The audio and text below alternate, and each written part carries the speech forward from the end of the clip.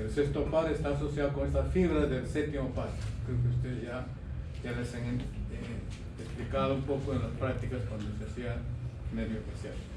Esto de acá, por ejemplo, es el núcleo propio del bulbo, se llama núcleo olivar, ¿no? Acá está el núcleo rojo. El núcleo gris que está al costado, medio al costado. Esto de atrás son los núcleos, los tubérculos parquímicos, que es un complejo nuclear. Bueno, entonces vamos a ir más o menos ubicándonos los núcleos de los pares craneales. Por ejemplo, en el mesencéfalo, ¿qué tenemos? Núcleo motor del tercer par craneal, y también encontramos el Edinger Westphal, casi a la misma altura. ¿Por qué? Porque este es parasimpático o visceromotor y este es somatomotor. De repente vamos a ir utilizando también, una cosa es somatomotor y otra es visceromotor especial. Cuando digo visceromotor especial me refiero a esos músculos, grupo muscular que tiene origen branquial. Cuando hablo branquial, bueno, el ser humano no tiene branquias, pero como tiene, digamos, filogenéticamente su ancestro más antiguo es el pez, y el pez tenía branquias.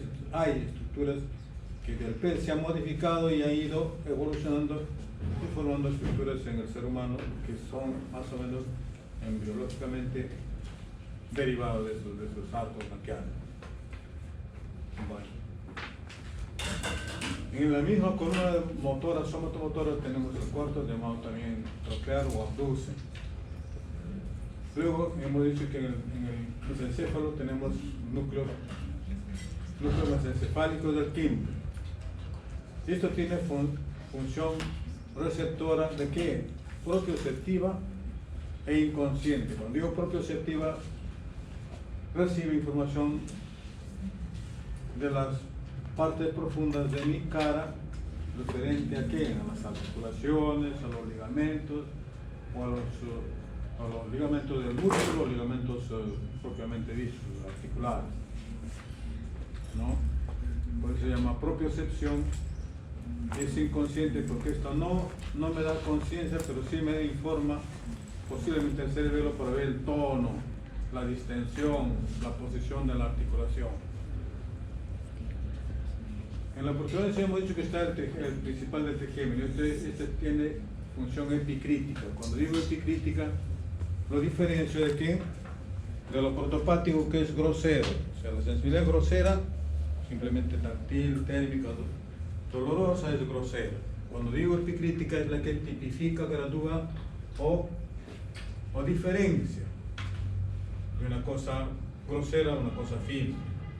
Cuando yo exploro, por ejemplo, la forma, el tamaño, el peso, la superficie de un cuerpo y voy diferenciando de otra superficie, eso se llama diferenciación, eso es epicrítica. ¿Ya? Entonces, ese núcleo principal del trigémino recibe esa información. Y luego vamos a ver que de estos núcleos, si son motores, bueno, ellos reciben información de la corteza, pero toda la información de la corteza que baja, para dar orden a ese núcleo, el núcleo es el efector. Entonces, cuando se lesiona ese núcleo, de ahí para afuera se llama nervio periférico. ¿Ya? O sea, no se llama periférico cuando está saliendo de su origen aparente. Se habla de origen real, de ahí se considera como periférico. Y cuando digo lesión central, quiere decir la vía que trae de la corteza cerebral a dar orden a ese núcleo. Esa orden que viene de la corteza cerebral para llegar al núcleo es la que tiene que cruzar de un hemisferio a otro hemisferio. Entonces, casi todas las fibras de proyecciones que vienen de la corteza tienen que cruzarse. Y lo mismo, la información que va a llegar a la corteza no llega directamente a la corteza, pasa por los núcleos del diencéfalo. El tálamo es uno de los que recibe toda esa información. Pero para llegar al tálamo ya se está cruzando, se debe cruzar. Entonces la información también es cruzada. Cualquier tipo de información es cruzada, y del tálamo recién sabemos que sale directamente ya para su mismo lado.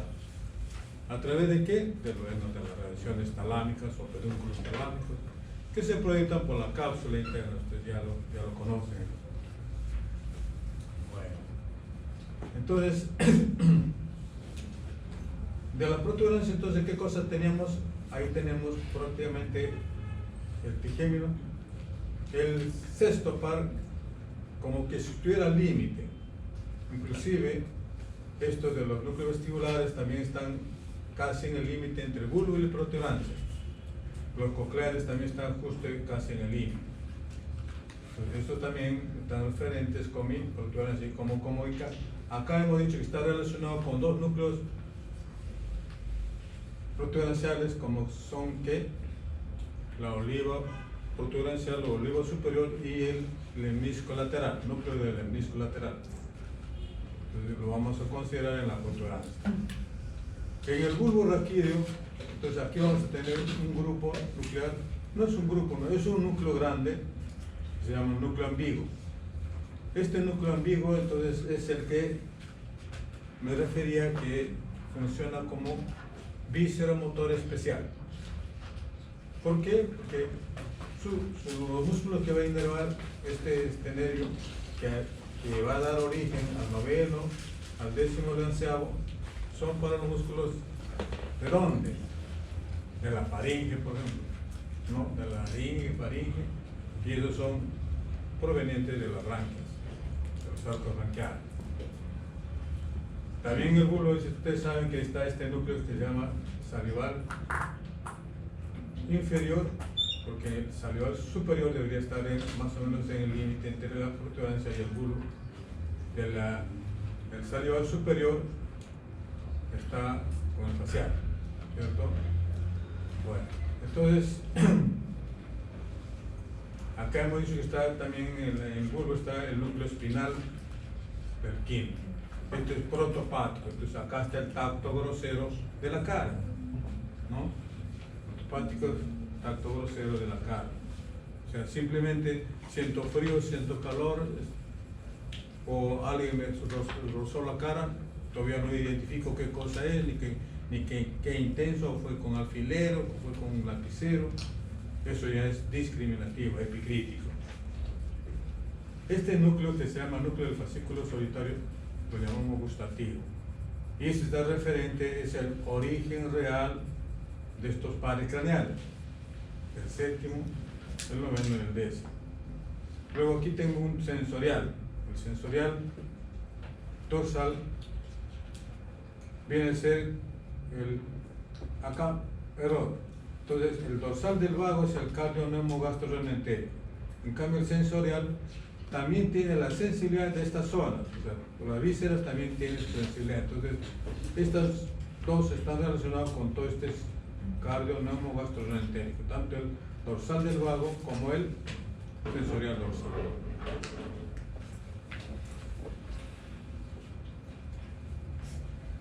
Dentro de las vías ascendentes, entonces vamos a hablar de este. Primero diríamos el haz. El haz está en la médula espinal. Entonces este haz, cuando avanza en su ascenso, va a encontrar en el bulbo su núcleo. Hace su sinapsis con ese núcleo y luego sus fibras se van a decusar uno al otro lado, y recién a ese fascículo que se ha decusado se llama lemnisco medio. Y ustedes ya saben que el lemnisco medio va a terminar en el tálamo, y del tálamo sale ya la corteza cerebral a las áreas de la somatognosia. El lemnisco espinal, llamado también espinotalámico anterior y lateral, estos son, el lateral es dolor y temperatura, el ventral es el tacto grosero. El lemnisco trigeminal viene a ser el fascículo o la vía que sale de esos núcleos del quinto. A él le llevan de la periferia a través del trigémino. Buscan su núcleo y cada uno dice, yo voy para ahí, yo voy más arriba. Una vez que han hecho sinapsis, las fibras que salen de esos núcleos deben cruzarse al otro lado. Estamos reafirmando que todo el fascículo que ascende también tiene que cruzarse. Una vez que se ha cruzado, comienzan a copiarse, o sea, a juntarse y formar Este lemnisco es que le llamamos lemnisco trigeminal. El lemnisco lateral viene a ser las fibras que siguen la vía auditiva o coclear después de haber hecho sinapsis con el núcleo del lemnisco lateral.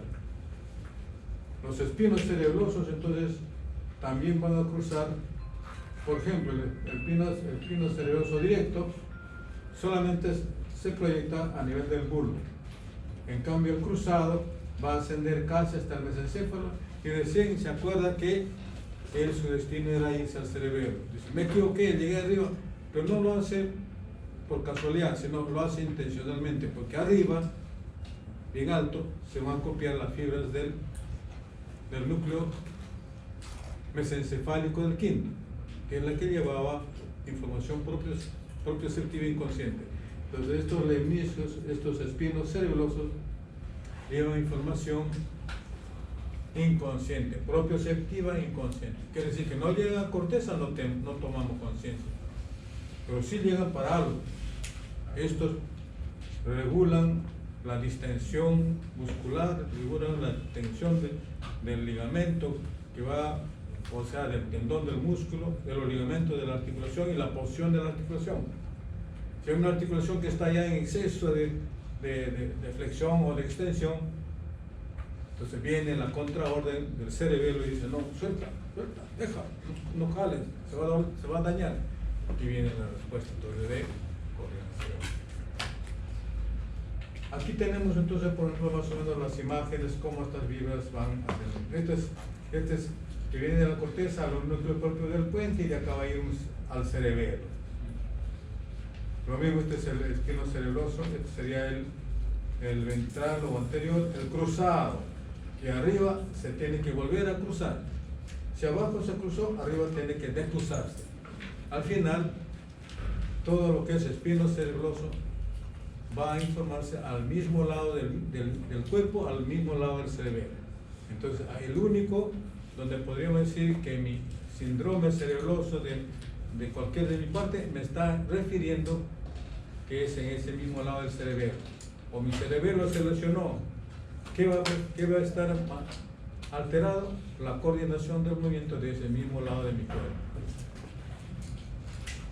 Entonces, esa es la forma más o menos como se puede, buscando espacios y llegan cabreando, haciendo malabares para ubicarse, ¿no? Y llegan a su destino al final.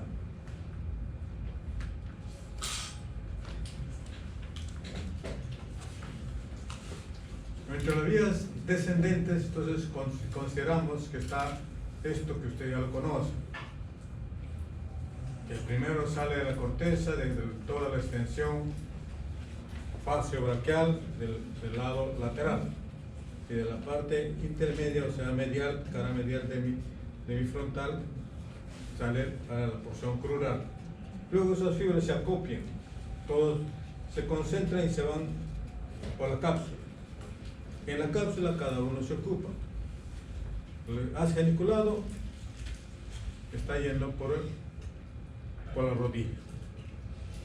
Brazo posterior está la vía piramidal, o sea, la córtico-espinal, que también se ubica para miembro superior, tronco y miembro superior, y tronco y miembro inferior. ¿Ya? Otras fibras que van a bajar, decimos que son estos haces que vienen de la corteza y se van a los núcleos, a los nucleares, y pueden, acá cuando digo nucleares, entonces unas van a ir por ejemplo al núcleo rojo, otras se irían hacia el puente, los núcleos pónticos, y forman el haz que se llama córtico póntico. El fascículo que llega al núcleo rojo, del núcleo rojo salen fibras que van a bajar a la médula espinal. Entonces, este que baja, o este núcleo rojo que recibe de la corteza, es directo, de esta misma corteza al mismo núcleo rojo. Pero de este núcleo rojo, para llegar a la médula espinal, se cruza también. ¿Y cuál es la importancia, por ejemplo, del núcleo rojo acá, rubro? El núcleo rojo tiene predisposición por las posiciones de flexión. quiere decir de que si este núcleo es estimulado en exceso, la persona puede tomar una posición de flexión, que es la posición fetal, ¿no? A diferencia del núcleo, por ejemplo, el vestibular, cuando se estimula, ¿cuál es la posición? La extensión, ¿no? Obviamente entre los dos hay un equilibrio, entre la extensión y la flexión. Cuando hay lesión, esto se exagera. Hemos dicho en el rubro espinal es para la flexión, en el vestibular es para la extensión. Bueno, también están los núcleos que son núcleos reticulares. Los núcleos reticulares también tienen información de la corteza. Son menos intensas, menos prominentes, pero llegan información de la corteza. Y aquí esos núcleos reticulares, es que estos sistemas de comunicación, ellos están sirviéndose de toda la información que hay. Por decir, diríamos como si fueran comunicaciones menos relevantes, pero sí importantes para formar un acopio y luego de ese acopio almacenar energía y para en algún momento hacerlo efectivo y se manifiesta el cambio, digamos, ¿no? Hay fascículos aquí que le conocimos como fascículo dorsal medial y fascículo dorsolateral. Estos fascículos que no son tan cortos, pero son los que van a integrar esa columna. Por ejemplo, en la columna del tercer par, cuarto par, sexto par y el hipogloso, que son de la misma modalidad, son motores somáticos de la cabeza, entre ellos se comunican por estos fascículos, o sea, entre ellos también hay una coordinación. Estos núcleos también deben recibir información, por ejemplo, ¿de dónde? Del cerebelo, a través de unos fascículos que van a pasar por los núcleos vestibulares y acá hay que van a subir a esos núcleos. ¿Por qué? Porque estos pares craneales motores o estos músculos también tienen su tono muscular. Cuando se altera, por ejemplo, entonces va a haber posiblemente movimientos de los globos oculares, o puedo tener espasmos faciales, o puedo tener una tenacidad o dureza, o si no, movimientos aberrantes de la lengua.